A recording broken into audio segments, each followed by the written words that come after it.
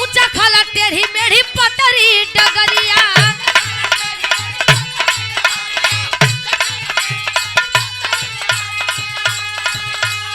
अरे मन में गलानी बड़ी यार हो गई अरे मन में गलानी बड़ी यार हो गई पूरी तरह नर्मदा तैयार हो गई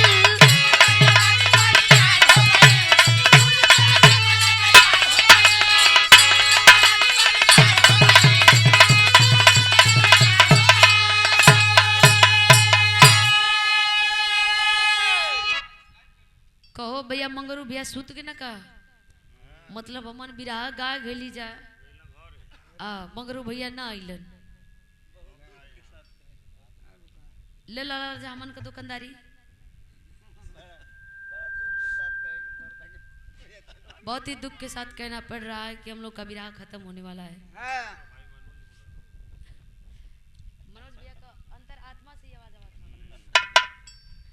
ए भैया लेकिन नर्मदा चल दी अपने पति को उस कोठे पे जहां की वो अमरपाली नाम की बेस्या रहा करती थी लेकर के चल दी है। जाते जाते सुबह का चलल शाम हो गई धीरे धीरे रात हो गई घड़ी में 12-2 बजे लगल ए भैया घड़ी में 12-2 बजे लगल कहीं ऊंचा ऊंचा पहाड़ कहीं खाई कहीं झरना कहीं काट कूस कीड़ा बिछी जानवरन से बच बचा के आगे की ओर बढ़ रहा बाली चलत चलत चलत थाक गईली शरीर गवाही नहीं देत कि हम एक आध कदम और आगे चली लेकिन फिर भी चलत बड़ी आज जब चलत चलत गुड़वा लगे कि धरती पर ना आसमान में उड़त तब भयल का आलम बताओ पड़ल भैया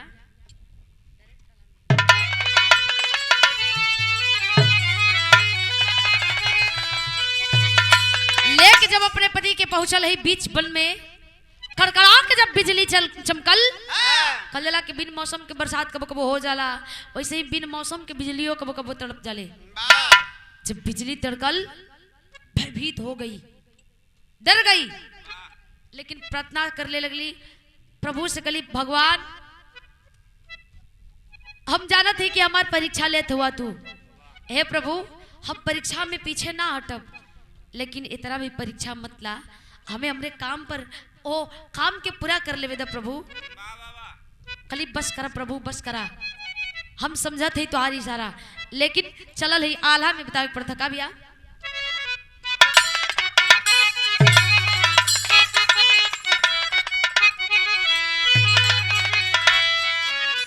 नारी नरम होली अरे नारी नरम होली मोम जस मुलायम भैया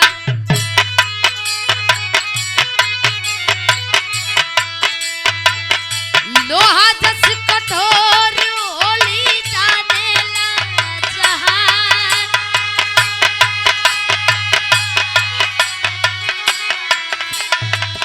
शेरनी जो सही मत वाली नर्मदा गुजरिया भैया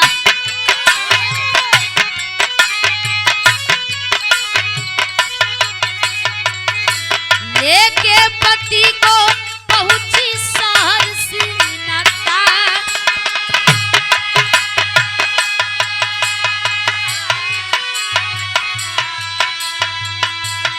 पति को शहर लेकर के पहुंच रहे हैं लेकिन गजब हो गई ले जा ए सूली पर चढ़ावल रहले मांडवी ऋषि बंचो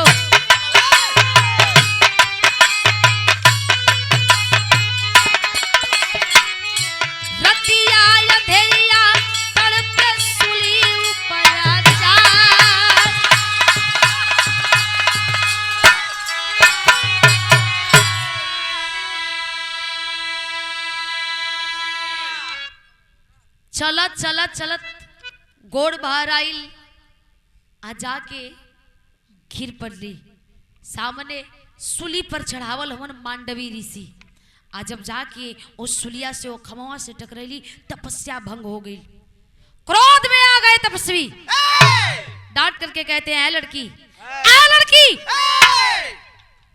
दिखाई नहीं दिया तुझे मद में चूर हो, अंधी हो गई हो, गिड़गिड़ात में नर्मदा स्वामी हमें माफ कर दीजिए, मुनिवर हमें माफ कर दीजिए, हमसे भूल हो गई जाने अनजाने में, मैं जानबूझकर के ऐसा नहीं की हूँ, इस भूल को आप क्षमा कर दीजिए। कलन नहीं, इसका दंड तुझे भुगतना होगा। ये कौन है? पति है साथ में, पति को साथ में लेकर के आई हो इसलिए गुरूर में हो। ऐसा है कि जैसे सुबह हो रहा है, जैसे ही सुबह होगा तुम्हारा पति मर जाएगा और तुम विधवा हो जाओगी। नहीं, रोने लगी।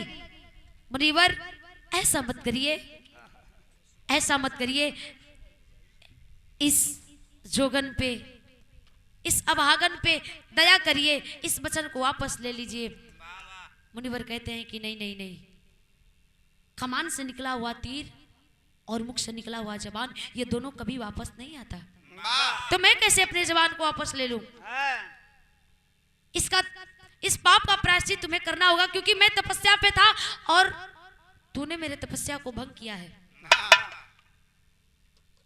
बिनती कैलस मनावन कलश की मान जा, कलश की नाही, अब जौन कह दली वो हो के रही। कलश की ई चुटकी भर सिंदूर का कीमत तो के पता है?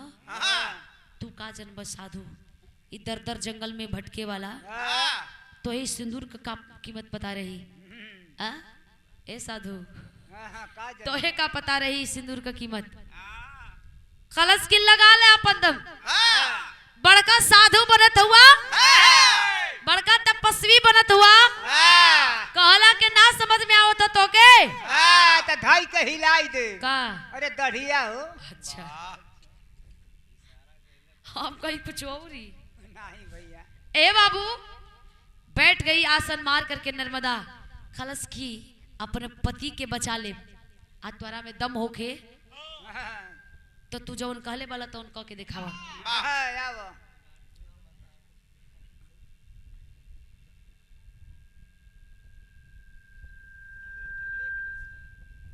आखिरकार एक तरफ मांडवी ऋषि और दूसरे तरफ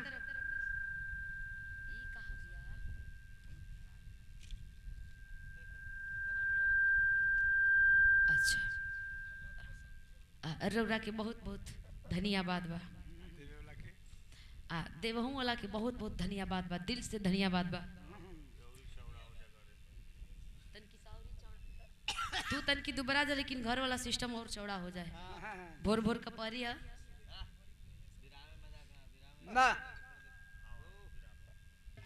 वाह।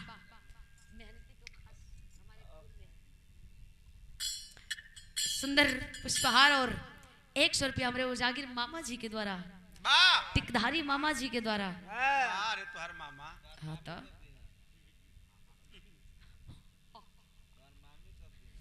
मामी का कब देबई बा? तू ले लिया से देवा के सब लक्षण वाला जा। सुंदर आशीर्वाद बा, आइल बा, बहुत बहुत प्रणाम बा, सकल पंच के प्रणाम पहुंचे।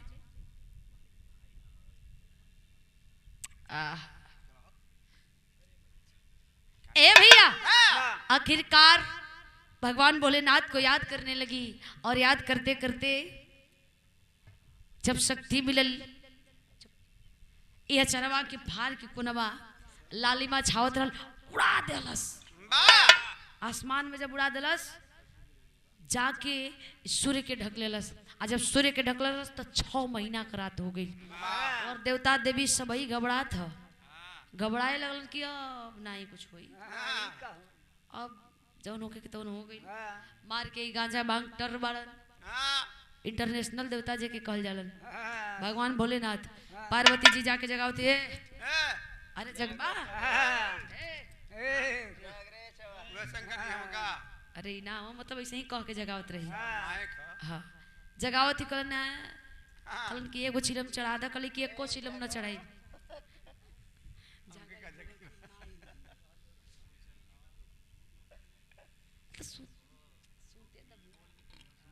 ए भैया, आखिरकार कलन की जौन 6 महीना से अंधेरा भइला, एकरा के काटा प्रभु। वो देखा थी कि बैठा ले कहिए का आसन मार के, तब बैल का खड़ी कलाई ना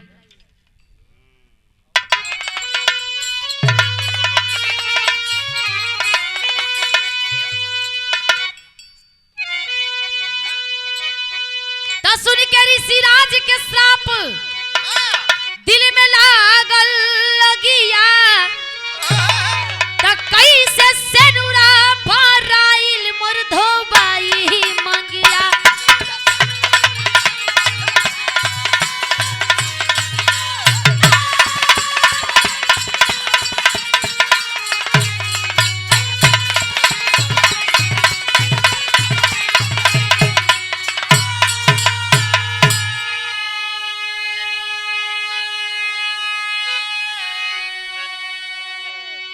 अरे अस्त हुए सूरज पूरब में उदित नहीं हो पाए, 6 महीना बीत गया देवता सभी घबराए। तब मृतलोकवा में आइले भोले बन के जोगिया, त कैसे सेनुरा भराइल मोर धोबाई मंगिया। बोले बाबा विवश हो गइलन, आवे के पड़ल। जोगी का भेष ध के नर्मदा जहाँ आसन मार के बैठल है वही रास्ता से गुजरत हुन, आभास हो गई। चरनिया पकड़ ललस कलस की हम बुझत हई, हई दुख काट ला खलन की ठीक हो। सारा परेशानी के बतौलस, खलन की ठीक हई, दुख से तोहे हम उबार देव, तोहर पति न मरिहन, लेकिन हई जौन रोक के रखले 6 महीना से अब एके तू उबार दे करी कि बस प्रभु आज्ञा करी। आज्ञा दलन भगवान भोलेनाथ के पूजत हई, प्रगट भइलन, आज्ञा दलन ताचरवा के खींच लेली। तब जाके त 6 महीना के बाद त सुबह भइल। त कबो कबो ई दड़ियो बढ़ावे उलन के घमंड हो जाला ना। आखिरी भाव बका